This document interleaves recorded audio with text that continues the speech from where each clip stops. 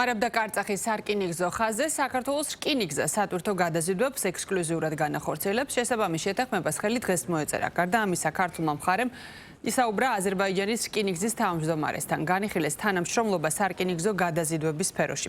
აქცენტი გაკეთდა ბაქო-თბილისი-ყარსის რკინიგზის ოფიციალურ ამოქმედებასა და მის მეშვეობით ტვირთბრუნვის ზრდის შესაძლებლობაზე.